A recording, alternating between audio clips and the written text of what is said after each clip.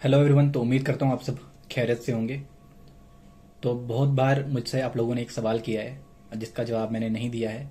या तो मैं अपने शेड्यूल में बिज़ी रहा, या तो कुछ और वजहें रही जिनकी वजह से मैं नहीं बता पाया।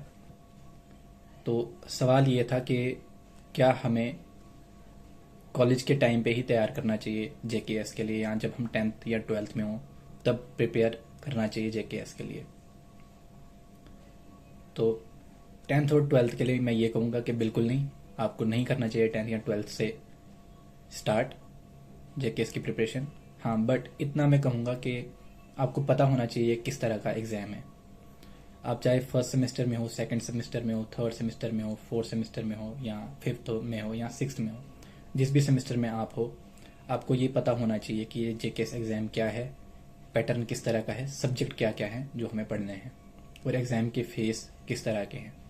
तो मैं ये कहूँगा कि जो कॉलेज लेवल पे बैकग्राउंड होता है स्टूडेंट्स का, वो तो या तो आर्ट्स होता है या मेडिकल होता है, ये या कॉमर्स होता है या नॉन मेडिकल होता है। तो आर्ट्स वालों का इतना तो है कि भाई आपके जो सब्जेक्ट हैं वही जेकेएस में पूछे जाते हैं, या जेकेएस में उनका जो वेटेज होता है बहुत हाई होता है। तो जेकेएस के लिए कहीं ना कहीं आपका जो फ़ायदा है बहुत ज़्यादा है।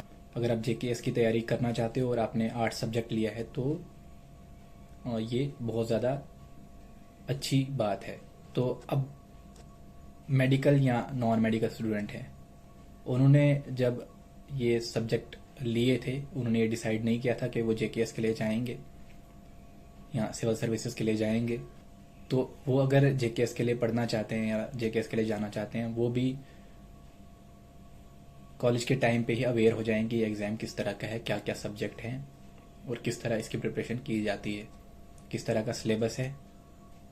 ये सब चीज़ें पता होनी चाहिए, और पैटर्न किस तरह का है पेपर का।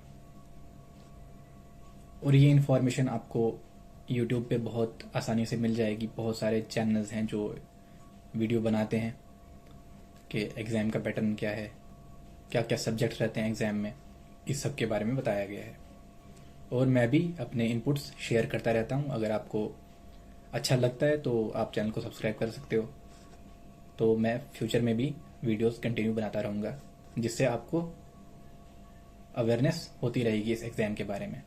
तो अगर आप आर्ट्स वाले स्टूडेंट हैं तो ये कहूँगा कि पूरे एग्ज़ाम का पैटर्न आपको पता होना चाहिए, किस तरह का एग्ज़ाम है, सब्जेक्ट क्या क्या है। अब मान लो कि कोई मेडिकल स्टूडेंट है, उसको भी पता होना चाहिए एग्ज़ाम के पैटर्न क्या है और किस तरह का एग्ज़ाम का पैटर्न है। और एक बात मैं ये कह दूँ कि जो भी सब्जेक्ट आपको ऑप्शनल लेना होगा, क्योंकि आपको मालूम होगा कि जेकेएस में एक ऑप्शनल सब्जेक्ट होता है, वो आपको कॉलेज के दौरान में ही तैयार होना चाहिए अच्छे से।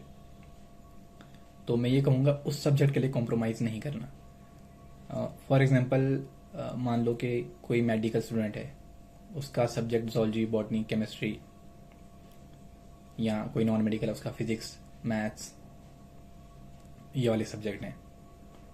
तो आपको कोशिश करनी चाहिए कि आप कॉलेज टाइम पे अपने सब्जेक्ट्स पे फोकस रखो, अपने सब्जेक्ट्स को पढ़ो, और जो आपने ऑप्शनल लेना है, कोई भी ऑप्शनल लेना है, अगर मेडिकल वाला स्टूडेंट है, जोलॉजी, बॉटनी या केमिस्ट्री लेना है, कोई भी सब्जेक्ट लेना है, तो मैं ये कहूँगा कि जेएंडके में तो ऐसा है कि मुश्किल से ही जेएंडके में कोई शायद लाखों में एक होगा जो केमिस्ट्री या फिज़िक्स को ऑप्शनल चूज़ करेगा या लेगा।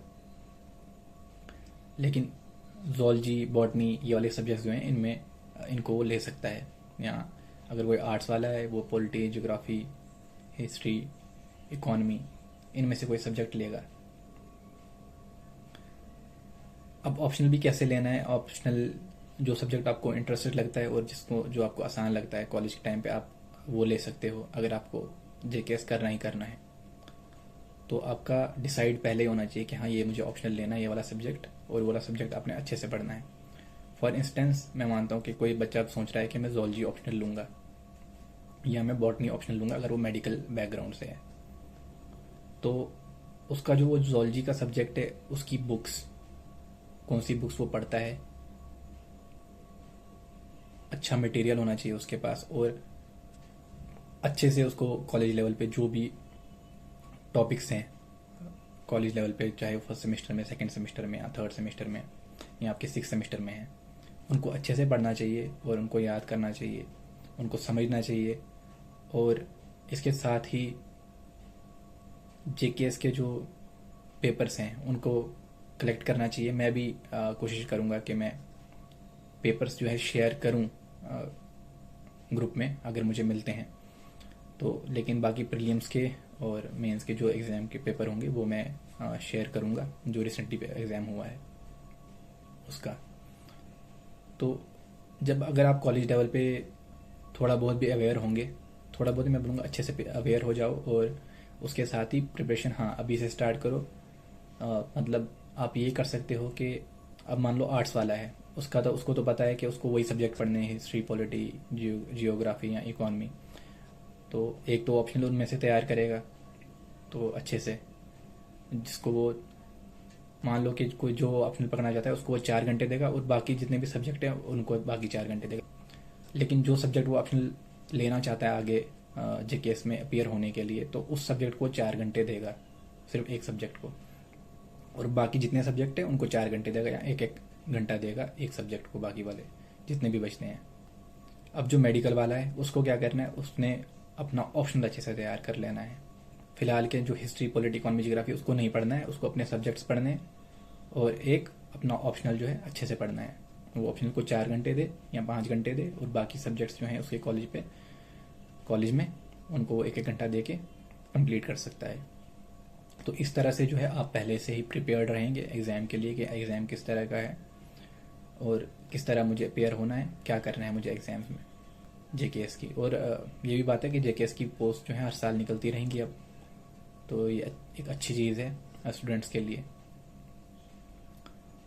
बाकी बहुत बार आप डिमोटिवेट होंगे और बहुत बार आप प्रेशर झेलेंगे while preparing for the exam. तो ये हर एक स्टूडेंट के साथ होता है, हमारे साथ भी होता है और आपके साथ भी होगा। और बट आप कोशिश करेंगे और मेहनत करेंगे, और अगर आप कॉलेज लेवल पे ये इस चीज़ के बारे में सोच रहे हैं, जेकेएस के बारे में सोच रहे हैं, तो यानी कि आप बहुत आगे हैं बाकी स्टूडेंट से जो ग्रेजुएशन के बाद डिसाइड करेंगे और सोचेंगे। बस ये ध्यान रखना कि कॉलेज में अपने सब्जेक्ट्स पे ध्यान रखो, अच्छे से ग्रेजुएशन कर लो। अगर आप आर्ट्स वाले स्टूडेंट हो तो आपको बहुत ज़्यादा हेल्प हो जाएगी जिस टाइम आप एग्ज़ाम में अपेयर होंगे, और जिस साल आप पर्टिकुलरली एग्ज़ाम के लिए प्रिपेयर करेंगे।